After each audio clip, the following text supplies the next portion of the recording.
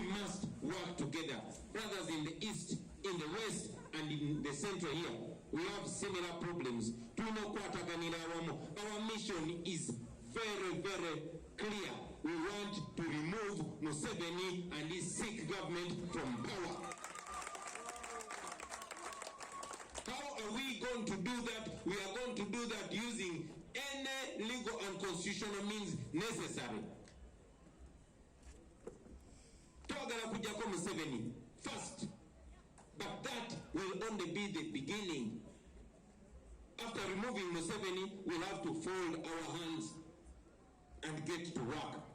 Twagala kujjako Museveni kyekisokerako naye tunajjako Museveni oba Museveni bw'anaagwa ate omulimu gwaffe gujja kuba gutandise because now we find ourselves as the elders of Uganda. Uganda is the second youngest, in fact now should be the youngest country in the world. Mwabali wanu mwenna muli bazeeyi yeffe bazeeyi ba Uganda, because we have so many young people that are looking at us, looking for direction, looking for a solution. We must offer that solution. This country is rich, very rich.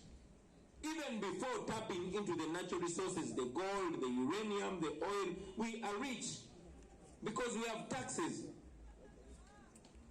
We established this place using the minimal resources that we have to show you that once we have control over the resources of Uganda, over the taxpayers' money, we can transform this country in just a matter of few years. I told it to my brothers in South Africa recently that the money stolen from Uganda Revenue, URA, Uganda Revenue Authority, just the money lost there is 10 trillion every year. That money is enough, if we collect it in 5 years, to fix all the roads in Uganda. All of the roads. Esente, ezibibwa obubibwa. Tutizogede ku classified Museveni jakosa ne family nakosa bilioni 2 buli lunaku. Naye njogera ku just ezibuzibwawo nga tezibuzibwawo abantu amwetoolodde trillioni ze bilioni 10.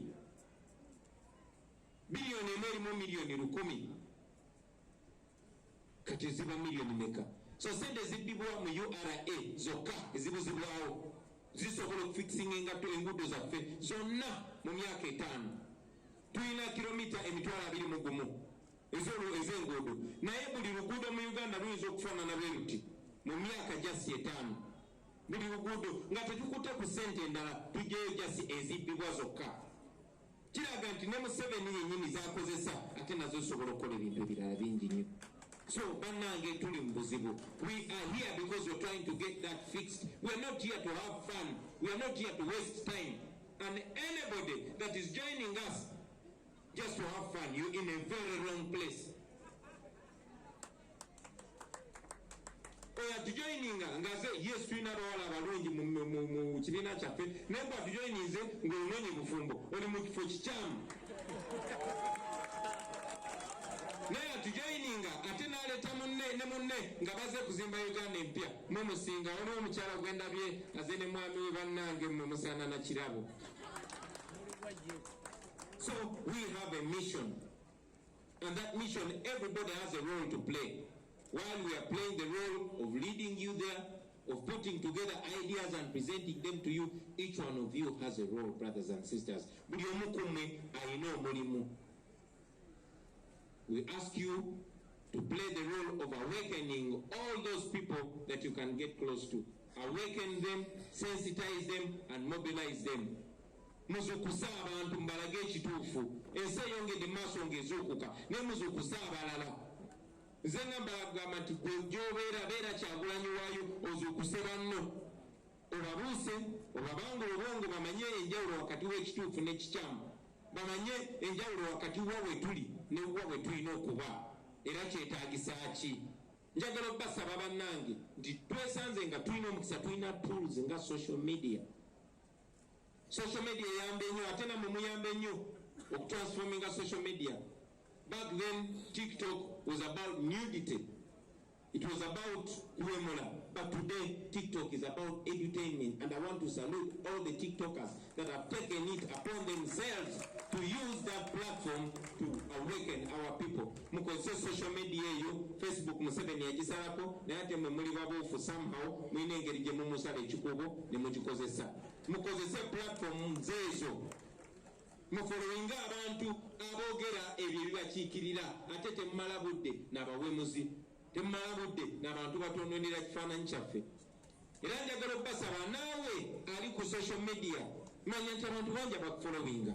You have so many followers, but where are you leading them to? Lead them to the right place so that we can celebrate you, brothers and sisters. Finally,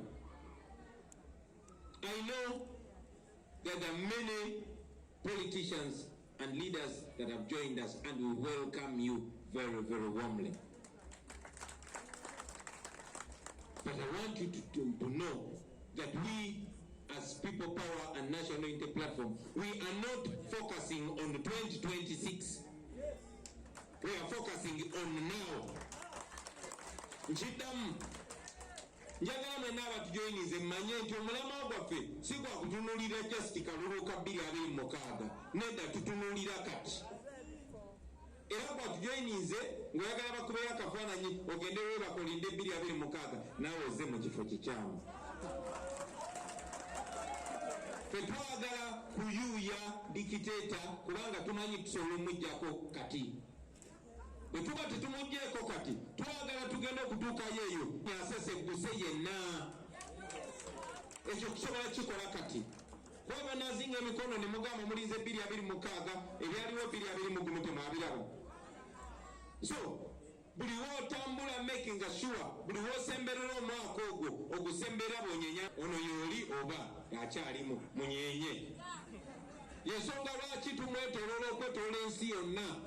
Luli amawanga nga America nga Bungereza kasirika busirisi. In fact Bungereza yali emwagira n'omuwagira kuba bangana n'ogenda e Bungereza naye kakati gye ngenda.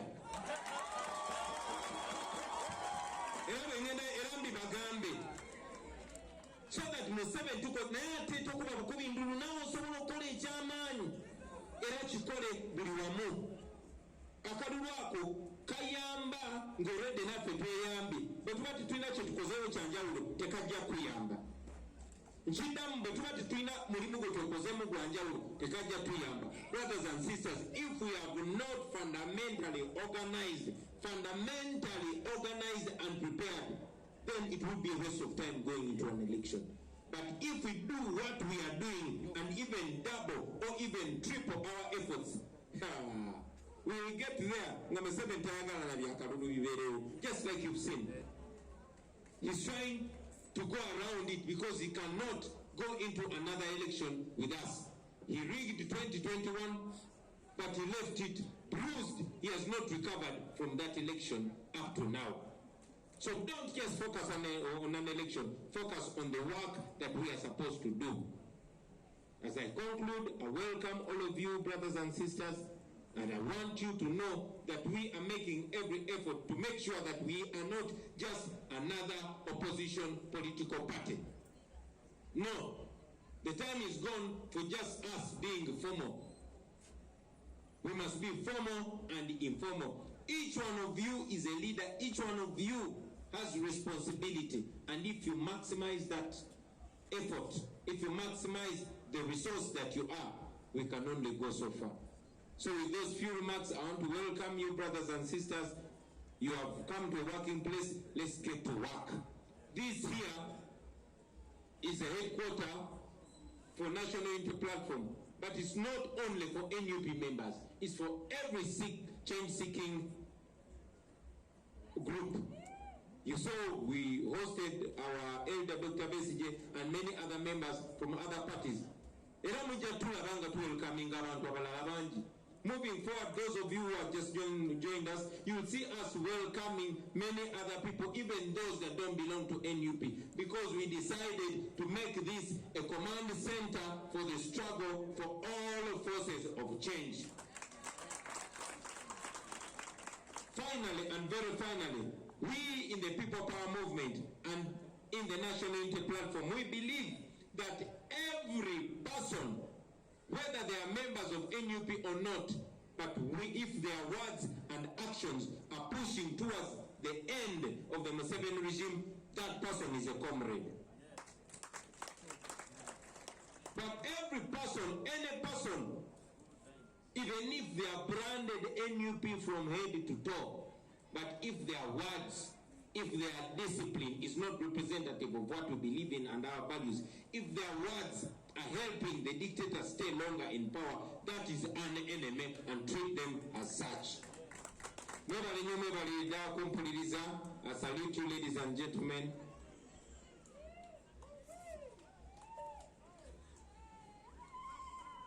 Thank you very much. I'm reminded and I appreciate that we have a task. Kubanga, we believe that we should always hit the ground running. What